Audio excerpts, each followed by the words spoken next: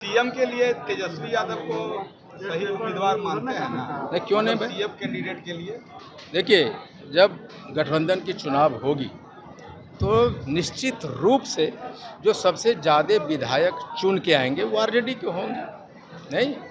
और ये तो अंडरस्टूड है, जिनका ज़्यादा विधायक होगा वो तो 200% सीएम बनेंगे ही बनेंगे। नमस्कार, स्टार टीवी बिहार देख रहे हैं आप और मैं आपके साथ वंदना। देखिए, अब आईपी गुप्ता ने भी ठान लिया है कि तेजस्वी को मुख्यमंत्री बनाना है।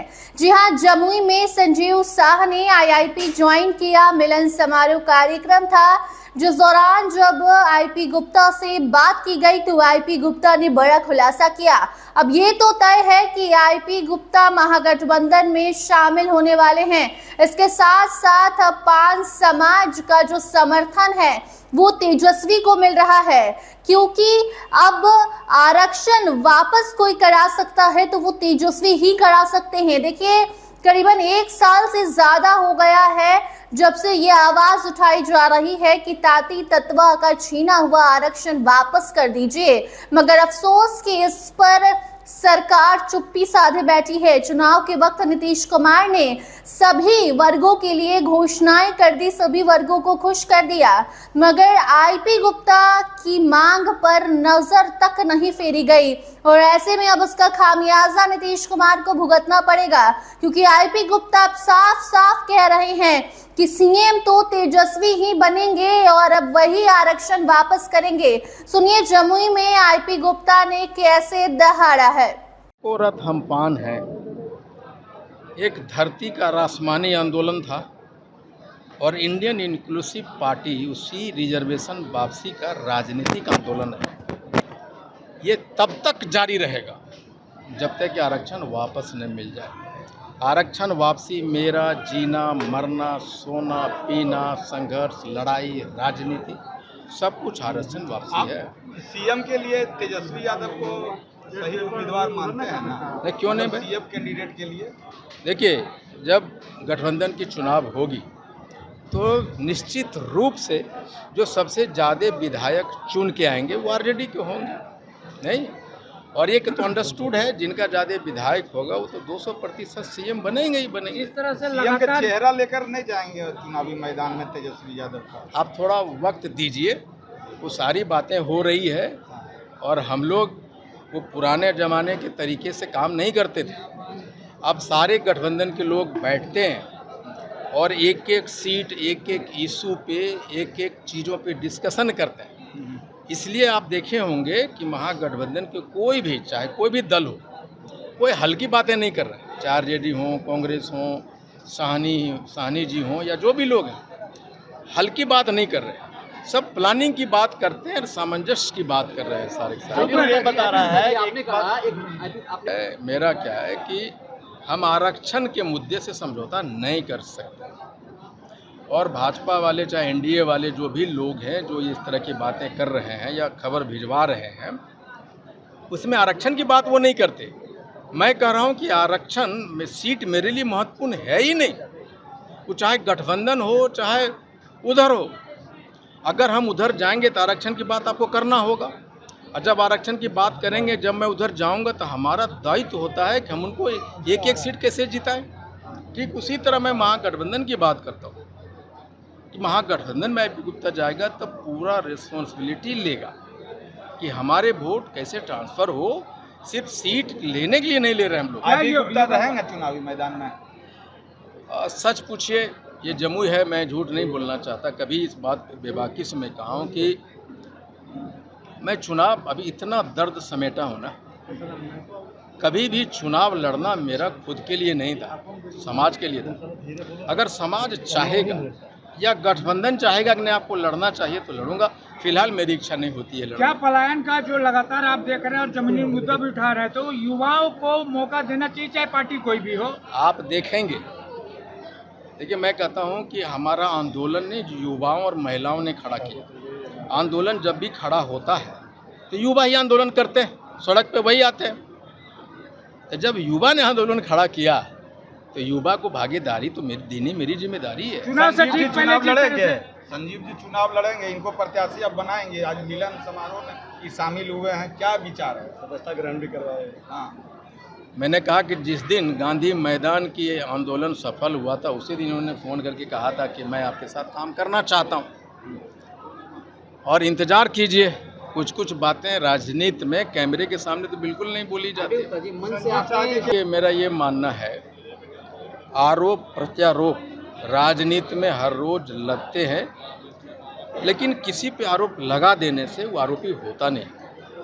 मुझे लगता है जो भी लोग आरोप लगाते हैं बाकायदा उस कानूनी प्रक्रिया में जाए और वो साबित करें पहले कि वो लगा हुआ है। और मैं इस बात का बिल्कुल समर्थक नहीं हूँ कि किसी का नाम लेके उसके ऊपर आप कुछ भी आरोप लगा दें। अगर आपके पास डॉक्यूमेंटेशन है और आपको लगता है कि ये उसने गलत किया तो आपको कोर्ट में PIL में जाना चाहिए, ये नहीं कि आप मीडिया के सामने आके कुछ भी कह दीजिए। कांग्रेस के नेताओं पे मनमोहन के सरकार में बड़े बड़े आरोप लगे और सरकार भी गई उस आरोप पे, लेकिन सारे आरोप निराधार साबित हुए सुप्रीम कोर्ट में। मैं कहता हूं कि किसी भी इंसान पे आरोप लगाने से पहले आप उसे तथ्यों को जानिए और आपको लगता है तो let the court decide. Nitish Kumar लगातार जो है घोषणा कर रहे हैं, आज आए दिन जो है ममता, आशा, तरह तरह के, क्या लग रहा है इससे वोट बैंक प्रभावित होगा? देखिए, बेसिकली चुनावी मौसम में इस तरह की घोषणाओं का बहुत ज़्यादा महत्व नहीं होता है। और आपको पता है कि NDA की सरकार, मैं नीतीश कुमार जी को पलटू राम नहीं मानता, मैं भाजपा सरकार को पलटू राम मानता हूँ कि वो सारे चीज़ें डिक्लेयर करते हैं और वो पीछे हट जाते हैं। तो इन सारे महत्वपूर्ण नहीं होते और हमारे खासकर तांती तत्वा पान समाज में आप कुछ भी आज दे दीजिए, हम अपने हक के लिए वोट करेंगे। आज के यहाँ आने से मैंने तो वैश्यों की तरफ अपने एक हाथ बढ़ाया और एक मजबूत कम्युनिटी है यहाँ जमुई में, आप इनकार नहीं कर सकते हैं। अब इनके कम्युनिटी को डिसाइड करना है कि मैंने अपनी कदम उनके तरफ चल दिया, वो कितना चलेंगे उनके ऊपर निर्भर करता है। लेकिन मैं खुले दिल से, खुले मन से मैंने उस कम्युनिटी को रिकॉग्नाइज किया और मैं कहा कि भाई आप राजनीति करते नहीं हैं, लेकिन आप राजनीति करने वाले के पीछे धन लगाते हैं, दौड़ते हैं, नारा लगाते हैं। आप भी मुख्य धारा में आइए, राजनीति कीजिए। मेरा सीधा पार्टी वाला इनको छल रहा, मतलब पीछे की राजनीति कर रहे थे, आप फ्रंट पे ले आए। आदरणीय दादा स्वर्गीय दिग्विजय सिंह जी ने इनमें वो क्षमता पहचानी थी और मैंने सिर्फ दादा जो इनमें क्षमता पहचानी बस उसको मैं आगे बढ़ा रहा हूँ कि जब दिग्विजय सिंह जी किसी को नेता बनने की बात कहता हो तो उस आदमी में क्षमता होगा, इसलिए उसमें सेकेंड थॉट लाने वाली कोई बात ही नहीं हो जब दादा ने कह दी है वो बात। अच्छा, साइनाइड खा के आप कैसे पैदा लिए हैं, आप बोल रहे थे? इसलिए कह रहा हूँ कि ये जमुई वाला है ना, वो अगर कोई समाज सेवी अपना पैसा लगा के कुछ करना चाहता है तो नैरेटिव सेट करता है कि देखियो ना एक साल में कर सब हवा निकल जेते नहीं, टुनटुन भगत के निकल गए, अनिल, आप ही लोग कहते थे टुनटुन भगत और अनिल सिंह जी के बारे में आप लोग करते थे, फिर हमको ये तीसरा हो ये कहते थे ना। उसी परंपरा को मैं कहता हूँ कि भाई लोग है जो नैरेटिव इस तरह के सेट करते हैं, है कुछ लोग पॉलिटिकल लोग ही होते हैं जो नैरेटिव सेट करते हैं। अच्छा। वो तो नहीं करेंगे जो गरीब है जिनको मदद मिल रहा है, वो इसलिए करते हैं कि एक धारणा बनाई जाए कि अच्छे लोग जो राजनीति में आना चाहते हैं उनको डिस्करेज किया जाए, डिस्क्रेडिट किया जाए।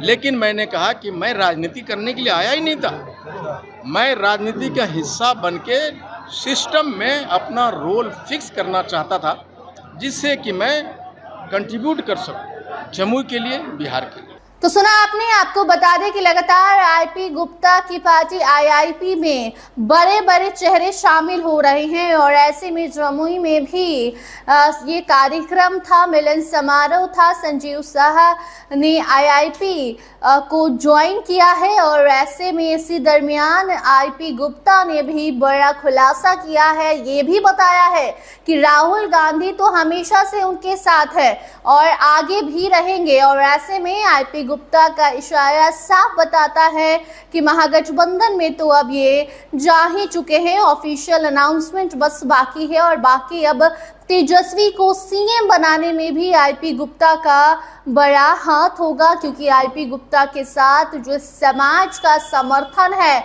वो अब सीधे महागठबंधन के खाते में वोट जाएगा और उसका साफ असर चुनावी परिणाम पर देखने को मिलेगा।